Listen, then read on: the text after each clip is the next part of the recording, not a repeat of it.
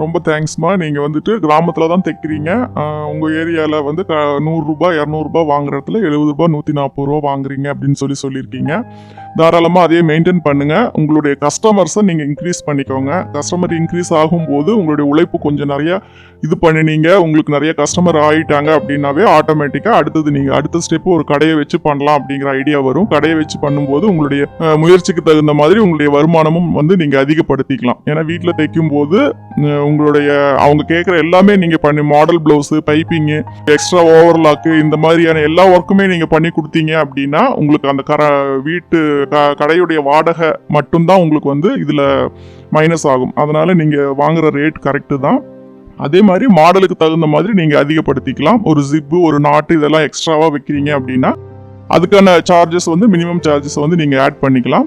Suppose நீங்கள் ஒரு கடை வைக்கிற மாதிரி இருந்துச்சு அப்படின்னா உங்களுடைய ரேட்டை தாராளமாக நீங்கள் இன்க்ரீஸ் பண்ணிக்கலாம். ஆனால் கஸ்டமரை வந்து நம்ம தக்க வச்சுக்கணும் அப்படிங்கிறதுக்காக சில விஷயங்கள் நம்ம செய்யணும். அவங்கக்கிட்ட வந்து அவங்க கேட்குற ஆல்ட்ரேஷன் நம்ம கரெக்டாக பண்ணி கொடுக்கணும். நம்ம மேலே சின்ன மிஸ்டேக், ஏன்னா மறதி அந்த மாதிரி ப்ராப்ளம் இதெல்லாமே வரும். ஒரு ப்ளவுஸில் அவங்க சொன்னது செய்யாமல் விட்டுருப்போம். அந்த மாதிரி எல்லாம் வரும்போது கோவப்படாமல் அதை மறுபடியும் நம்ம செஞ்சு கொடுத்து அவங்கள வந்து எப்பவுமே நம்மக்கிட்டேயே வந்து ஸ்டிச் பண்ணுற அளவுக்கு நம்ம வச்சுக்கணும். இதுக்கு காரணம் வந்து அவங்க கேட்கறத நம்ம செஞ்சு கொடுக்கணும்.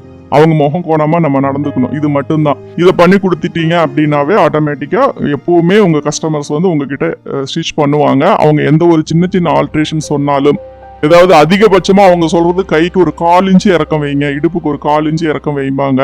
அந்த 1/4 இன்ச்சு வச்சோம்னாலும் நமக்கு வந்து அது தெரியாது. அதனால அதை 1/2 இன்ச்சா கூட நீங்கள் பண்ணிக்கலாம். அந்த 1/4 இன்ச்சு வச்சு தைக்கும் போது உங்களுக்கு அளவு குறைஞ்சு மறுபடியும் பழைய இதுக்கே வந்துருச்சு அப்படின்னா அவங்க சொல்லி நம்ம வைக்கல அப்படிங்கிற மாதிரி ஆயிரும். அதனால 1/4 இன்ச்சு வந்து நீங்க சொல்லிருங்க.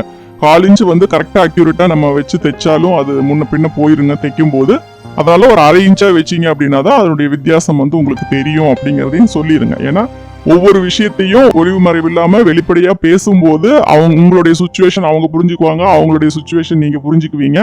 எதனால துணி பத்தல, எதனால இந்த மிஸ்டேக் வந்திருக்கு, அடுத்ததுல அவங்க எப்படி கரெக்ட் பண்ணணும், லைனிங்ல கம்மியா போச்சா அப்போ அதுக்கு தகுந்த மாதிரி ஆல்டர் பண்ணும். இந்த மாதிரி நிறைய விஷயங்கள் வந்து அவங்க தெரிஞ்சுக்குவாங்க. நீங்க அந்த கஸ்டமரை கரெக்டா நீங்க ஃபாலோ பண்ணிக்கலாம். All the best. தேங்க்யூமா.